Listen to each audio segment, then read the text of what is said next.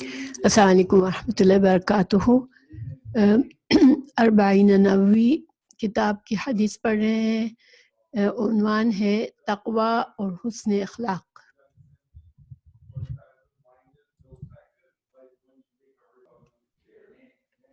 آج کا عنوان ہے تقوی اور حسن اخلاق۔ عن ابی ذر جندب بن جنادہ، یہ صحابی کا نام ہے ابو ذر جندب بن جنادہ، اور ابی عبد الرحمن معاذ بن جبل، اور دوسرے صحابی کا کیا نام ہے؟ عبد الرحمن معاذ بن جبل رضی اللہ عنہما، عن رسول اللہ صلی اللہ علیہ وسلم، یعنی کہ یہ دو صحابی نے سیم حدیث بیان کی ہے، گویا کہ وہ دونوں موجود تھے۔ آپ صلی اللہ علیہ وسلم نے ان دونوں کو ایک طرح سے نصیحت فرمائی تھی، تو ان دونوں نے یہ حدیث بیان فرمائی ہے۔ تو قال رسول اللہ صلی اللہ علیہ وسلم نے فرمایا اتق اللہ، اللہ سے ڈرو، اللہ سے خوف کرو، حیثما کنتم، جہاں کہیں بھی ہو تم، ٹھیک ہے۔ تو اللہ ایک نصیحت کیا فرمائی کہ تم اللہ سے، اللہ کا خوف دل میں رکھو، تم جہاں بھی کہیں جاؤ۔ وَأَتْبِعِ السَّيِّئَةَ الْحَسَنَةَ تَمْحُهَا، اور پیچھے لاؤ برائی کے نیکی کو، تو نیکی برائی کو مٹا دے گی۔ کیا مطلب ہے کہ اگر تم سے کوئی برائی ہو جائے، کوئی گناہ کا کام ہو جائے، تو فوراً سے کوئی نیکی کرو، تو وہ نیکی جو ہے وہ تمہارے گناہ کو مٹا دے گی۔ وَخَالِقِ النَّاسَ بِخُلُقٍ حَسَنٍ، اور لوگوں سے اخلاق کا معاملہ کرو۔ کیسا اخلاق؟ بہترین اخلاق، یعنی لوگوں سے جب معاملہ کرو تو بہترین اخلاق کے ساتھ معاملہ کرو۔ تو تین چیزوں کی یہاں نصیحت فرمائی ہے۔ اللہ کا تقوی کرو، اگر گناہ صغیرہ ہو جائے تو پھر فوراً سے کوئی نیکی کا کام کر لو تاکہ وہ گناہ کا اثر مٹ جائے، اور لوگوں سے بہترین اخلاق کے ساتھ معاملہ کرو۔ یہ تین نصیحتیں فرمائی آپ صلی اللہ علیہ وسلم نے۔ اس کا ترجمہ پڑھتی ہوں حدیث کا۔ رسول اللہ صلی اللہ علیہ وسلم نے فرمایا جہاں کہیں بھی ہو اللہ کا تقوی، اللہ کا خوف دل میں رکھا کرو، اور گناہ کے بعد نیکی کر لیا کرو، اور نیکی اس گناہ کو مٹا ڈالے گی، اور لوگوں کے ساتھ اچھے اخلاق سے پیش آیا کرو۔ تو اتق اللہ کیا ہے؟ اللہ کا تقوی اختیار کرنا، یعنی اپنے اور اللہ کے تعالیٰ کی سزا اور عقاب کے درمیان رکاوٹ پیدا کر، اور اس کے طریقہ یہ ہے، یعنی انسان کس طرح سے رہے کہ اللہ سبحانہ تعالیٰ کی مجھ سے ناراض نہ ہو جائے، اللہ تعالیٰ کسی طرح سے اللہ تعالیٰ کے سامنے میری پکڑ نہ ہو جائے، کوئی گناہ ایسا نہ ہو جائے جس سے اللہ سزا دے مجھے۔ تو اس خوف سے ہمیشہ برائیوں سے بچتے رہنا، تو اس کو تقوی کہتے ہیں۔ اس تقوی میں اچھی، بالکل آمین آمین، اور اللہ تعالیٰ کے اوامر پر عمل کر، یعنی جن کاموں کا اللہ نے تم کو حکم دیا ہے کہ یہ کام کرو، وہ کرنا چاہیے، اور جس نے اللہ تعالیٰ نے منع کیا ہے کہ ان کاموں سے بچو، تو ان سے بچنا چاہیے۔ یہ بھی تقوی ہے، ٹھیک ہے۔ یعنی اللہ کے جو حدود، قائم کردہ حدود ہیں کہ انسان کو کس حد میں رہنا ہے، گناہوں سے کس طرح بچنا ہے، نیکیاں کس طرح کرنا ہے، تو یہ اللہ کی حدود ہے، اللہ کے قانون ہے۔ تو اللہ کے قانون کے مطابق زندگی گزارنا یہ تقوی ہے، ٹھیک ہے۔ چاہے انسان کہیں بھی ہو، ہم کہیں بھی ہو، کہ مطلب یہ کہ اچھے حالات ہیں، برے حالات ہیں، مشکلات ہیں، آسانی ہے، کچھ بھی ہے، لیکن انسان کو اللہ کا ڈر، اللہ کا تقوی دل میں ہونا چاہیے۔ یہ پہلی نصیحت۔ دوسری نصیحت وَأَتْبِعِ السَّيِّئَةَ الْحَسَنَةَ تَمْحُوهَا، گناہ کے بعد نیکی کر لیا کرو، نیکی گناہ کو مٹا ڈالے گی۔ اب اس کا یہ مطلب نہیں کہ انسان گناہ کرتے ہوئے یہ سوچے کہ چلو کوئی نہیں، میں گناہ تو کر لیتا ہوں، ابھی میرا دل چاہ رہا ہے تو میں بعد میں نیکی کروں گا تو میرا گناہ ختم ہو جائے گا۔ نہیں، یہ مطلب نہیں ہے۔ مطلب یہ کہ انسان سے گناہ ہو جائے، کیونکہ انسان گناہ کا پتلا ہے، انسان کمزور ہے، انسان سے خطائیں ہوتی رہتی ہے. تو اب انسان سے غلطی ہو گئی، گناہ ہو گیا، تو پھر فوراً کیا کرے، پھر لاپرواہی نہ کرے کہ وہ کوئی بات نہیں، یہ تو معمولی کام تھا، اللہ معاف کر دے گا. نہیں، فوراً فکر کرنی چاہیے انسان کو کہ اس گناہ کو میں کیسے مٹاؤں. تو وہ فوراً سے نیکی کے کام کرے، اللہ سے امید کرتی کہ اللہ میرے گناہ کو معاف فرما دے گا. مثال کے طور پر ہم لوگ سے اکثر زبان کے گناہ بہت ہو جاتے ہیں، ہم سے بد زبانی ہو جاتی ہے، کسی سے ہم سے کوئی ایسی تکبر کی بات ہو جاتی ہے، کبھی کوئی یعنی کچھ بھی چھوٹا سا بھی گناہ ہم سے ہو گیا اور بڑا گناہ بھی ہو گیا تو ہمیں فوراً ڈرنا چاہیے، ہمیں گناہ پر اصرار نہیں کرنا چاہیے. تو جب چھوٹے چھوٹے گناہ ہیں، جو چھوٹے گناہ اور بڑے گناہ میں کیا فرق ہے کہ بڑے گناہ وہ گناہ ہیں جس پر اللہ تعالیٰ نے وعید دی ہے کہ تم یہ کام کرو گے تو یہ سزا ملے گی تم کو، یہ کام مت کرو. یعنی جن کاموں کا نام لے لے کر منع کیا گیا ہے اور جس پر سزا مقرر کی ہے وہ بڑے گناہ ہیں. اور جو گناہ جیسے انسان سے بس ہو جاتے ہیں، بہت سے گناہ ایسے ہوتے ہیں جو کہ بہت بڑے گناہ تو نہیں ہوتے، جس پر اللہ تعالیٰ نے کوئی سزا مقرر نہیں کی ہے، رسول اللہ صلی اللہ علیہ وسلم نے کوئی سزا مقرر نہیں کی ہے، لیکن بہرحال وہ گناہ ہیں. تو ایسے گناہ جو چھوٹے گناہ ہیں وہ جب ہم نماز پڑھتے ہیں، جیسے 5 وقت کی نماز انسان پڑھتا ہے تو اچھا سا وضو کرتا ہے انسان اور اچھے خلوص سے نماز پڑھتا ہے، تو ایک نماز کے درمیان میں دوسری نماز کے درمیان میں جتنے گناہ ہوتے ہیں چھوٹے، وہ سارے گناہ معاف ہو جاتے ہیں، ہمارے اعمال نامے سے مٹ جاتے ہیں. تو یہ مطلب ہے کہ انسان دیکھیے بعض اوقات ہم ضد میں آتے ہیں کہ نہیں یہ تو یہ تھا، اس وجہ سے میں نے کیا تھا، یہ کیا اپنے گناہ کو مانتے نہیں، اپنی غلطی کو نہیں مانتے. لیکن یہ کرنا بڑا خطرناک ہے. انسان کو فوراً سے احساس ہونا چاہیے، اس کے دل میں اللہ کی محبت اتنی ہونی چاہیے کہ اس کو کوئی کہے نہ کہے لیکن اس کو خود احساس ہو جائے کہ ہاں بالکل الحمدللہ کہ اللہ تعالیٰ بندے سے اتنی محبت کرتا ہے کہ جب ہم نماز بھی پڑھتے ہیں، ہم روزہ رکھتے ہیں. دیکھیں ایک رمضان سے دوسرے رمضان تک جو بیچ کے گناہ ہیں وہ رمضان میں ہمارے معاف ہو جاتے ہیں، اگر ہم رمضان میں اچھی طرح سے روزے رکھیں اور جو بھی عبادات رمضان کی وہ کریں تو ہم گناہوں سے پاک ہو جاتے ہیں. ایک حج یا ایک عمرہ کریں تو اس کے دوسرے حج اور عمرے تک کے سارے گناہ معاف ہو جاتے ہیں. یعنی اللہ سبحانہ تعالیٰ نے بندوں کے لیے ایسے بہت سے چانسز رکھے ہیں کہ بندہ جب اس دنیا سے جائے تو اس کی نیکیاں زیادہ ہوں برائیوں کے مقابلے میں.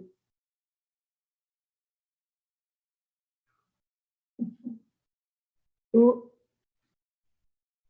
گناہ کبیرہ ہو جائے تو پھر کیا کیا جائے کہ گناہ کبیرہ بھی معاف ہو جاتے ہیں، مگر اس کے لیے شرط یہ کہ انسان پورے اخلاص کے ساتھ توبہ کر لے اللہ سے، تو گناہ کبیرہ بھی معاف ہو جاتے ہیں. اور توبہ کے لیے کیا ضروری ہے کہ انسان جو ہے وہ پورے اخلاص سے، اس کو احساس ہو، ندامت ہو کہ ارے میں نے تو یہ گناہ کیا اور اب مجھے اس گناہ سے بچنا ہے، مجھے اب آئندہ نہیں کرنا ہے. اللہ کی طرف پلٹے اور ان سے دل سے معافی مانگے تو پھر وہ گناہ مٹ جاتا ہے، وہ کبیرہ گناہ بھی مٹ جاتا ہے. اور چھوٹے گناہ بغیر معافی مانگے بھی اگر ہم نیکی کا کام کرتے ہیں تو اللہ تعالیٰ خود سے مٹا دیتا ہے. ٹھیک ہے، تو یہ فرق ہے کبیرہ گناہ اور صغیرہ گناہ میں کہ کبیرہ گناہ ہو جائے تو پھر معافی مانگنا ضروری ہے اور اپنی نیت ٹھیک کرنا ہے، اپنی اصلاح کرنا ہے. اور اگر کسی اور بندے کے ساتھ ہم نے زیادتی کر دی ہے تو پھر اس بندے کو بھی منانا ہے کہ وہ بھی کہیں ہمیں وہ بھی معاف کر دے، کیونکہ بندوں کے معاملات جو ہے بہرحال اللہ تعالیٰ خود سے معاف نہیں کر دے گا. تو بندوں کے معاملے میں اگر ہم سے گناہ ہوئے ہیں، زیادتی ہو گئی ہے تو یا تو بندے سے معافی مانگ لیں، اس کو منا لیں. اور بعض اوقات ایسا ہوتا ہے کہ ہم اس کو منع نہیں سکتے، ہم کو یہ احساس ہوتا ہے کہ یہ بندہ ایسا ہے کہ ہم اس کے پاس جا کے معافی مانگنے جائیں گے تو یہ ہمیں یہ اور زیادہ بات کو بڑھائے گا اور فتنہ بڑھائے گا. تو ایسے میں پھر اس بندے کے لیے بس دعا مانگ لینی چاہیے کہ اللہ تعالیٰ مجھ سے تو اس بندے کو اپنی طرف سے رحمت عطا کر دے، اپنی قربت عطا کر دے، تو انشاءاللہ اگر ہم ان لوگوں کے لیے جب دعا مانگتے ہیں جن کا ہم نے دل دکھایا ہوتا ہے مگر کبھی ان سے معافی نہیں مانگی ہوتی، تو ایک دعا ہے اللہ رسول اللہ صلی اللہ علیہ وسلم نے سکھائی ہے ہمیں یہ دعا کہ یہ دعا ہے، ایک منٹ میں بتاتی ہوں، یہ ہم کو کانشیسلی اگر ہم ہر نماز کے بعد مانگے، اللہم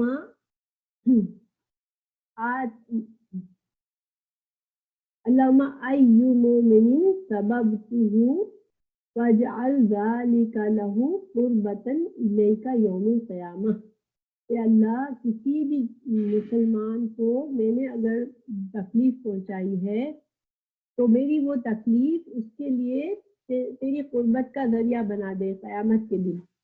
تو گویا یہ بہت بڑی دعا ہے، ظاہر اللہ تعالیٰ کی قربت ہم اس بندے کے لیے مانگتے ہیں تو پھر اللہ تعالیٰ اس کے بدلے میں ہمارا جو گناہ ہم نے اس کے ساتھ زیادتی کی اس کو معاف کر دیتا ہے، اس کو مٹا دیتا ہے۔ ورنہ کیا ہوگا کہ اگر انسان آخرت میں ویسے تو نمازیں بہت پڑھی، عبادات بہت کی، لیکن بہت سے لوگوں کے دل دکھائے تو وہ سب لوگ قیامت میں ہمیں ان کو اپنی نیکیاں دینی پڑیں گی تاکہ وہ ان کا ہم نے جو زیادتی ہماری طرف سے ہو گئی تھی ان پر، اس کے بدلے میں ہم کو اپنی نیکیاں دینی پڑے گی نعوذ باللہ۔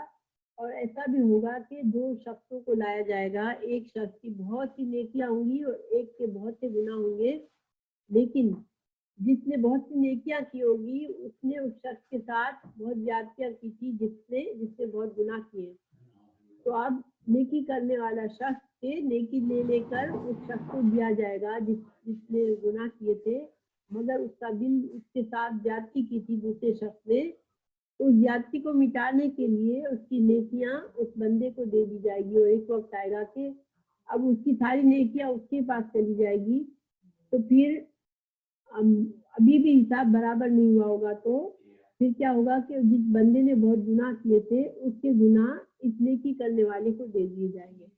تو اللہ تعالیٰ ایسی حالت سے بچائے، لیکن یہ بندوں کا معاملہ بہت ہی اہم ہے کہ انسان اپنے مرنے سے پہلے یہ ضرور کانشیسلی سوچ لے کہ میرے معاملات سب بندوں سے اچھے ہیں، ٹھیک ہے، تاکہ اور اگر سب سے معافی مانگنا ممکن نہیں ہو، سب سے معاملہ صحیح کرنا ممکن نہیں ہو، تو پھر اس دعا کو کثرت سے کرے اور ذہن میں ان لوگوں کا خیال رکھے کہ اللہ تعالیٰ ان لوگوں کو جن کو میں نے دکھ کیا ان کو اللہ تعالیٰ اپنی قربت نصیب کر دے۔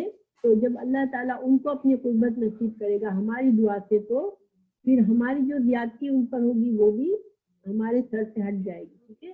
انشاءاللہ میں یہ بہت ضروری ہے یہ کرنا۔ اچھا، تو یہ تو ہوا کبیرہ گناہ اور صغیرہ گناہ۔ اب تقویٰ جو ہے اس کے بارے میں تھوڑا سا زیادہ اور اچھا اخلاق، تو ظاہری بات ہے اچھا اخلاق انسان اس طرح سے لوگوں سے رہے کہ بہترین طریقے سے معاملہ کرے ہر انسان سے، تو یہ اچھا اخلاق ہے۔ یعنی اللہ تعالیٰ نے جو حقوق بنائے ہیں کہ جیسے دیکھیں ہمارے پڑوسیوں کے ہم پر حقوق ہیں، ہمارے بہن بھائیوں کے حقوق ہیں، ہمارے شوہر کے حقوق ہیں، ہماری بیویوں کے حقوق ہیں، ہمارے پڑوسی کے حقوق ہیں، تمام دوسرے مسلمانوں کے حقوق ہیں ایک دوسرے پر۔ تو جو اللہ نے حقوق بنائے ہیں ان حقوق سے زیادہ بہتر طریقے سے معاملہ کرنا یہ احسان کا طریقہ ہے۔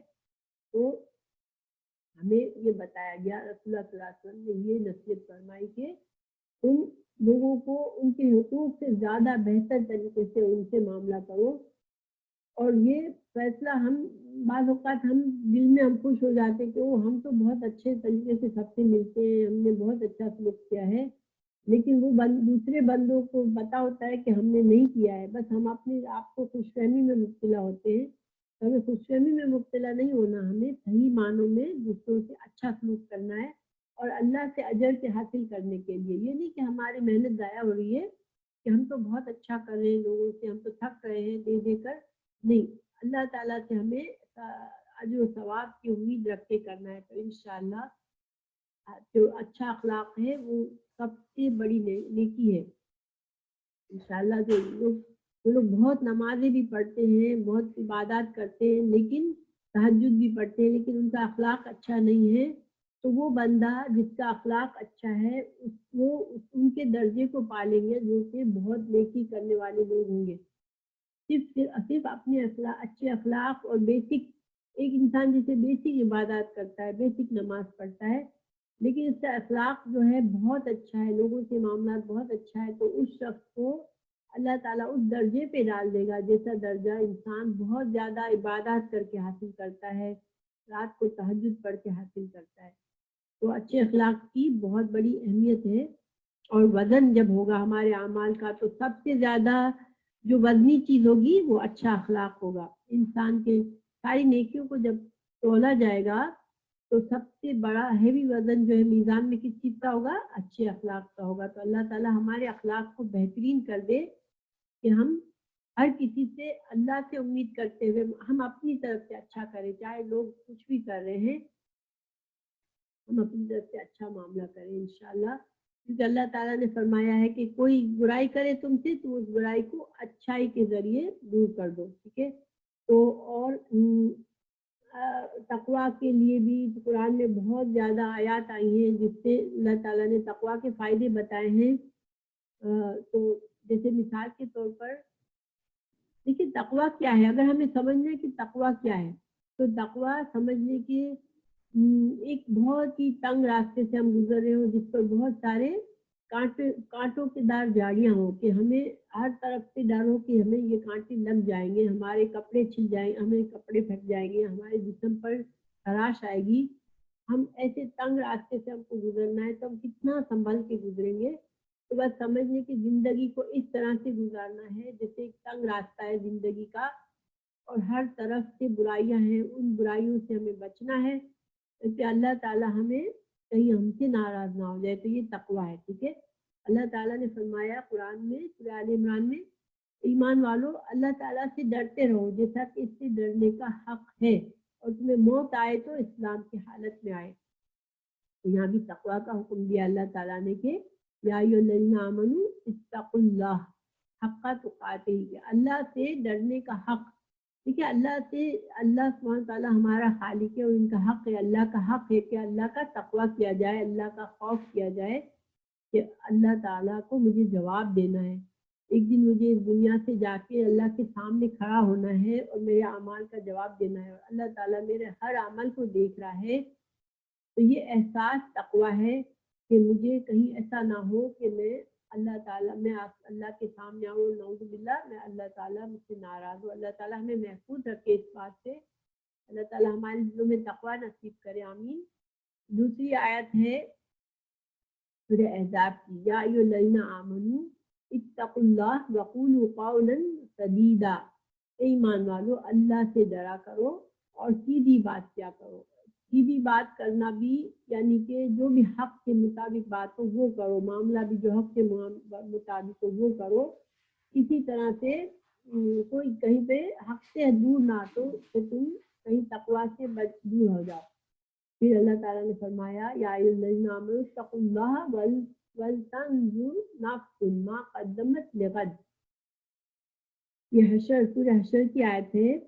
ایمان والو اللہ تعالیٰ سے ڈرو اور ہر شخص کو غور کرنا چاہیے کہ میں کل قیامت کے لیے کیا بھیج رہا ہوں، یعنی انسان کو اپنے اعمال پر نظر رکھنی چاہیے کہ میں نیکیاں بھیج رہا ہوں یا میں گناہ بھیج رہا ہوں اپنے لیے، اس لیے کہ ہمارے اعمال ہم سے پہلے وہاں پہنچ رہے ہیں اور ہمارا اعمال نامہ تیار ہو رہا ہے اور وہ ہمارے لیے رکھا جا رہا ہے کہ جب ہم پہنچیں گے تو ہمارے ہاتھ میں اعمال نامہ دیا جائے گا۔ اس آیت میں اللہ تعالیٰ نے فرمایا کہ تم غور و فکر کرو کہ یہ میرے اعمال نامے میں کیا چیزیں ڈال رہا ہوں جس کو مجھے جا کے قیامت کے دن مجھے دیکھنا ہے، اس کے مطابق مجھ سے معاملہ ہوگا۔ پھر اللہ تعالیٰ کے نزدیک سب سے عزت دار کون ہے؟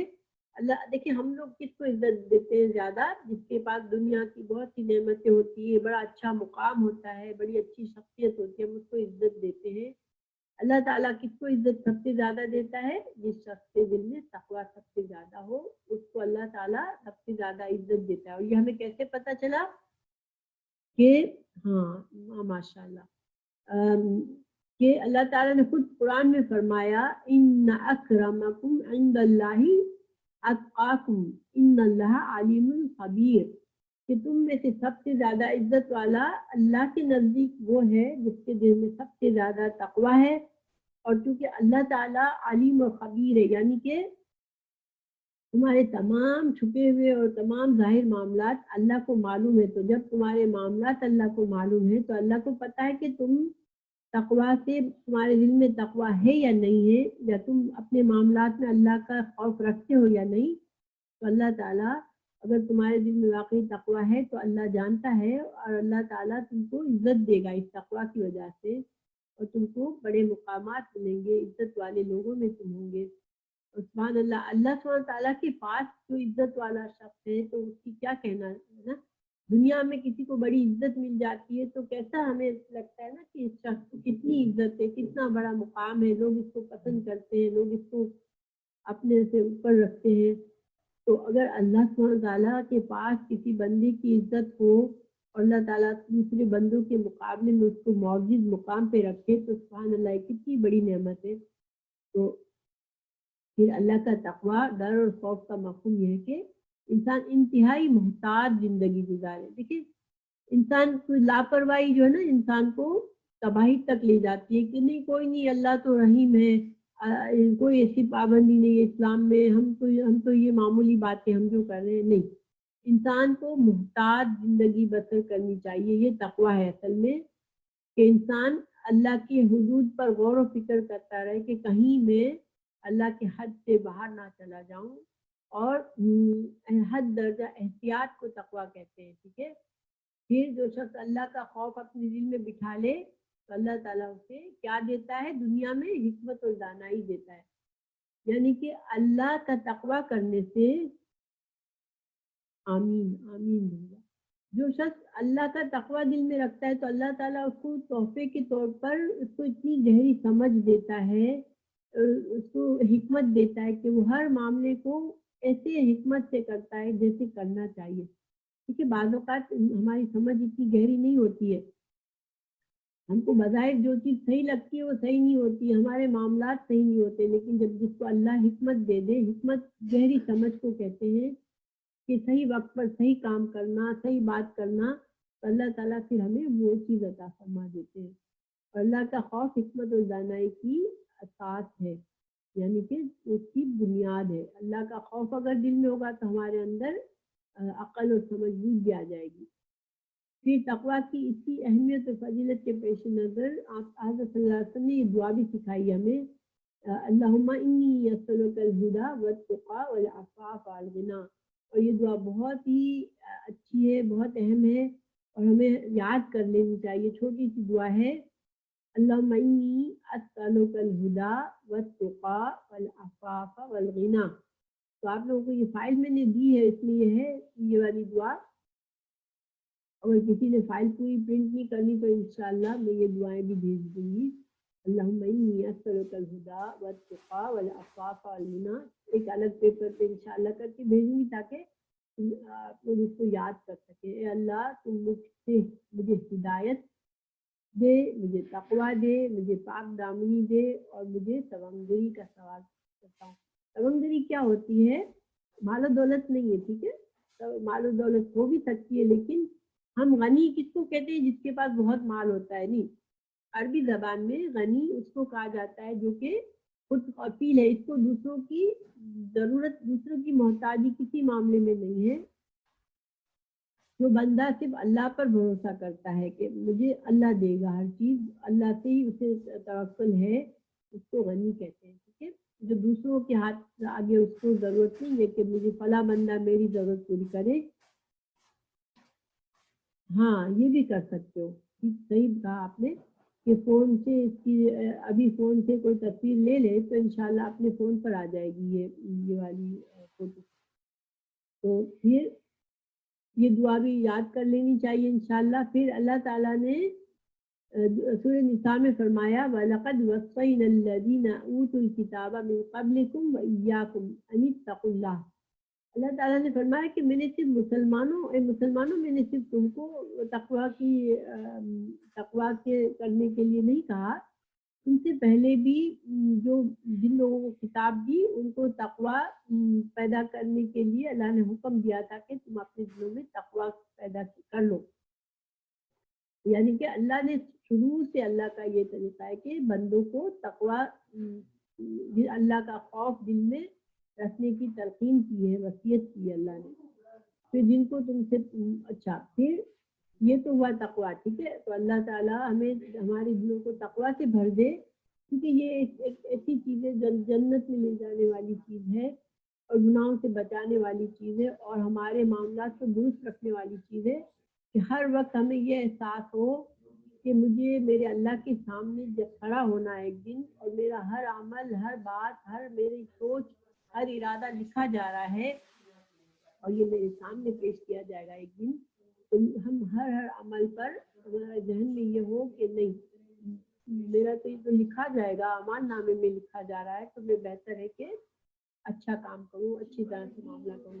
ہم لوگ اس بات کو یاد نہیں رکھتے، مگر اسی بات کو ہم ایسے سمجھ سکتے ہیں کہ اگر 4 لوگوں کے درمیان میں ہم بیٹھے ہوتے ہیں تو ہم لوگ بڑا سوچ سمجھ کے بات کرتے ہیں ہر معاملے میں کہ کوئی ہمیں جیسے ہم سے ایسا کام نہیں ہو جس کی وجہ سے لوگوں میں بے عزتی ہو جائے، لوگ ہمارے بارے میں برا خیال کریں. لیکن جو فرشتے ہمارے اعمال ہر وقت لکھ رہے ہیں، وہ تو ہر چیز دیکھ رہے ہیں. تو ہمیں یہ بات یاد رکھنی چاہیے، کیونکہ یہ اعمال نامہ آخرت میں سب کے سامنے کھولا جائے گا. سارے لوگ دیکھ رہے ہوں گے کہ کس بندے کے ساتھ کیا حشر ہو رہا ہے. گناہ کسی کے چھپا کر نہیں رکھے جائیں گے. ہاں البتہ مومنوں کے گناہ اللہ تعالیٰ مومنوں کی جو مسٹیک ہوں گی اللہ تعالیٰ پرائیویٹلی ان سے معاملہ کرے گا، چھپا کر ان سے کہے گا کہ بندے تو نے یہ گناہ کیا ہے، تو نے یہ گناہ کیا ہے. اور مومن کہے گا ہاں اللہ، ہاں مجھ سے یہ گناہ ہو گیا، مجھ سے یہ گناہ ہو گیا. لیکن اللہ تعالیٰ جن سے ناراض ہوگا ان کو رسوا کرے گا، ان کے گناہوں کو سب کے سامنے پیش کر دیا جائے گا کہ یہ بندہ اس طرح کی زندگی گزار کے آیا ہے. اللہ تعالیٰ ہمیں محفوظ رکھے اور اللہ تعالیٰ ہمارا حساب آسان کرے، آمین. تو اور اللہ تعالیٰ ہمارے اندر تقویٰ کا اعلیٰ درجہ ہمارے دلوں میں پیدا کر دے، آمین. اب توبہ، تو توبہ کیا ہے؟ توبہ میں نے بتایا کہ جب بھی احساس ہو انسان کو خطاؤں کا پتلا ہے، انسان سے بہت گناہیں ہوتی رہتی ہے، لیکن جو کبھی چھوٹے گناہ ہیں وہ اللہ تعالیٰ اگر بندہ نیک بندہ ہے اور تو صرف اس کو احساس ہوتا ہے اللہ میری اتنی گناہ ہو گئے مجھ سے، اور وہ کوئی نیکی کر دیتا ہے، صدقہ کر لیتا ہے، اچھی سی نماز پڑھ لیتا ہے، تو اللہ تعالیٰ اس کے گناہوں کو خود ہی معاف کر دیتا ہے، چھوٹے گناہوں کو. اور جو 5 نمازوں کی اچھی حفاظت کر کے ہم پڑھتے ہیں، اچھا وضو کرتے ہیں، تو وضو کرنے سے بھی گناہ جھڑ جاتے ہیں. تو گناہ وضو سے سستی نہ کیا کریں، ہر نماز میں اگر فریش وضو کر سکتے ہیں تو کریں انشاءاللہ. کیونکہ بعض اوقات بعضوں کا وضو زیادہ دیر رہتا ہے تو وہ سستی کرتے ہیں کہ چلو وضو ہے میرا، لیکن پڑھ تو سکتے ہیں، مگر کیونکہ وضو ایسا عمل ہے جس سے گناہ جھڑ جاتے ہیں اچھا وضو کرنے سے. تو ہر نماز میں تازہ وضو کرنے کی کوشش کریں اور پھر خلوص کے ساتھ نماز پڑھیں، تو انشاءاللہ ہمارے جو نمازوں کے درمیان کے سارے گناہ مٹ جائیں گے. اور جیسے کہ میں نے بتایا کہ گناہ کبیرہ ہو تو پھر اللہ سے اخلاص دل سے معافی، اپنے گناہ پر ندامت اور اپنی اصلاح ضروری ہے، اور کسی کی حق تلفی کی ہے تو اس کا حق ادا کرنا ضروری ہے. اللہ تعالیٰ نے بہت امیدیں دلائی ہیں ہمیں کہ وَمَن يَعْمَلْ سُوءًا أَوْ يَظْلِمْ نَفْسَهُ ثُمَّ يَسْتَغْفِرِ اللَّهَ يَجِدِ اللَّهَ غَفُورًا رَحِيمًا. جس آدمی سے غلطی ہو جائے یا اپنے آپ پر ظلم کر لے. اپنے آپ پر ظلم کیا ہے کہ پتہ بھی ہو کہ یہ گناہ ہے پھر بھی کر بیٹھے، یا پھر غلطی سے گناہ کر لے، تو اللہ تعالیٰ کیا فرما رہے ہیں کہ اگر معافی کر لے، فوراً دل سے معافی کر لے، تو اللہ تعالیٰ اس کو بہت مہربان ہے، بخشنے والا ہے. پھر اللہ تعالیٰ نے ہمارے پر یہ ایک احسان کیا ہے کہ ہماری گناہ جب ہم کرتے ہیں تو ایک گناہ سے ایک گناہ لکھا جاتا ہے.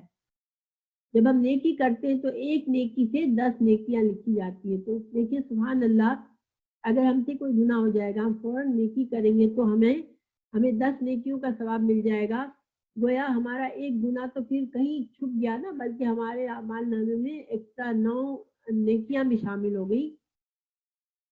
तो फिर जब जब हमारे एक गुनाह पर एक गुनाह लिखा जाता है, एक नेकी पर 10 या इससे ज्यादा लिखी जाती है, तो फिर सुभान अल्लाह, फिर हमें नेकियों से ज्यादा हमारे दिल में नेकियों की वो होनी चाहिए, और हमें कभी भी जिद नहीं करनी चाहिए अपने गुनाह पर या गलती पर कि नहीं ये बहाना बना ले, वो बहाना बना ले, बस अपनी गलती को कबूल ना करे, ऐसा ना करे। ठीक है, फौरन से अपनी गलती को कबूल कर ले और माफी मांग ले, अगर बंदों का मामला है तो तौबा कर ले, अगर अल्लाह का मामला है तो।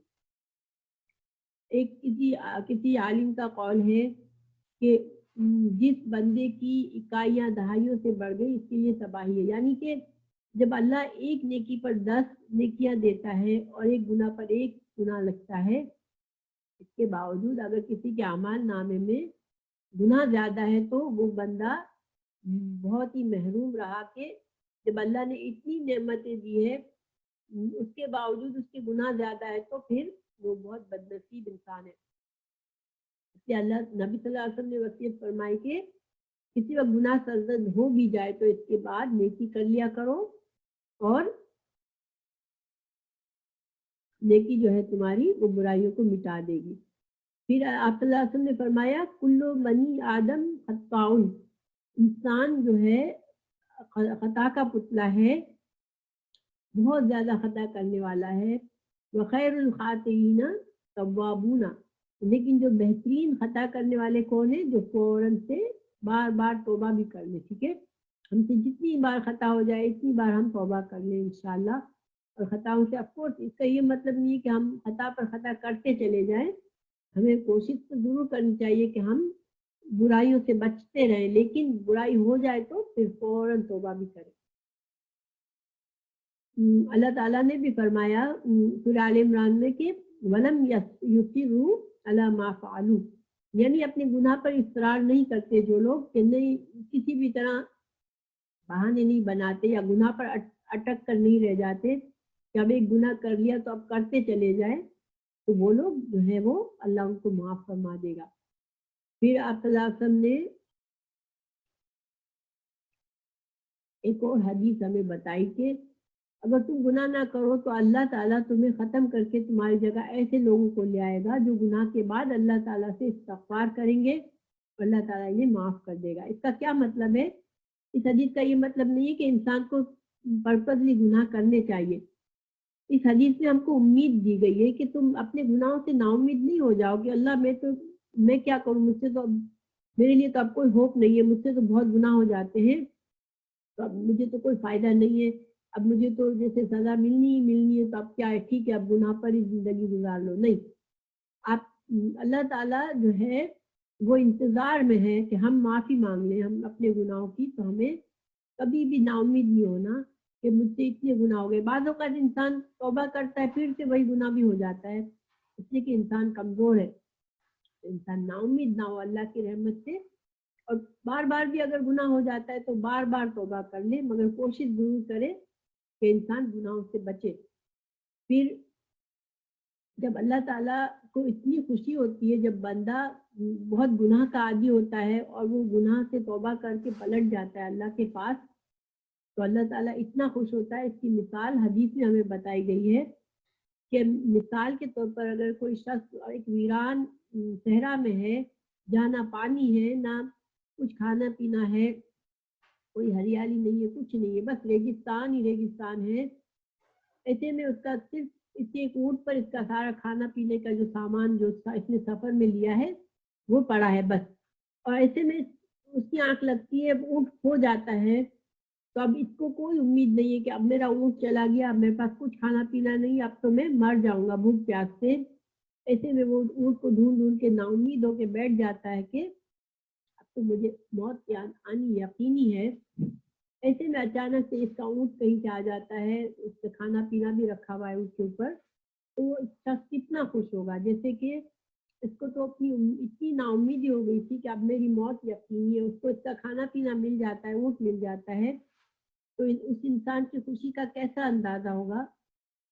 अल्लाह ताला भी इस तरह से खुश हो जाता है बंदे पर, अगर बंदा گناہ سے معافی توبہ کر لیتا ہے کہ اللہ میں نے بڑے گناہ کر لیے، اب میں معافی چاہتا ہوں، مجھے تو معاف کر دے، تو اللہ اتنا مہربان ہو جاتا ہے، اس بندے کو اتنا خوش ہو جاتا ہے.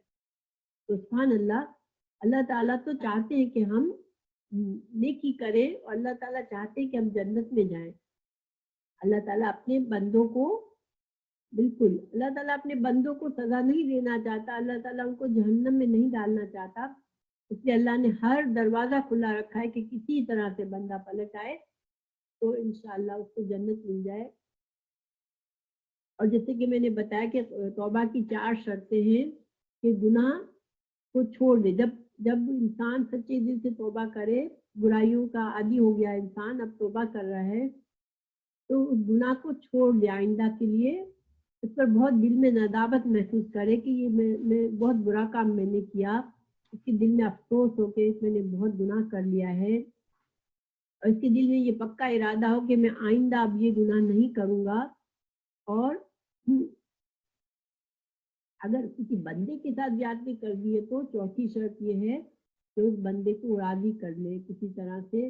جیسے میں نے بتایا کہ راضی کرنے کے کیا طریقے ہیں، یا تو اس سے معافی مانگے، یا اگر معافی مانگنا ممکن نہیں ہے، وہ بندہ ہمارے پاس نہیں ہے یا کوئی بھی ریزن ہے، تو پھر اس کے لیے بہت کثرت سے دعا کریں اللہ سے. تو اللہ تعالیٰ اس بندے کو اپنی رحمت دے گا، اور ہم کو بھی اپنی رحمت دے گا، اور ہم بھی بچ جائیں گے انشاءاللہ. اور ایک حدیث یہ بھی ہے کہ جب بندہ اخلاص سے کسی دوسرے بندے کے لیے اس کی غیر موجودگی میں دعا کرتا ہے نا، تو اللہ تعالیٰ ایک فرشتہ اس کے پیچھے ہوتا ہے، اس شخص کے پیچھے، اور وہ آمین کہتا ہے اس کی دعا پر، اور اللہ سے دعا کرتا ہے اللہ تیرے اس بندے کو بھی وہ نعمتیں دے دے جو اس نے کسی دوسرے بندے کے لیے مانگی ہے. تو جب ہم اخلاص سے کسی کے لیے دعا کرتے ہیں تو ہم کو بھی وہ نعمتیں مل جاتی ہیں، کیونکہ فرشتے پھر ہمارے لیے وہی دعا کرتے ہیں.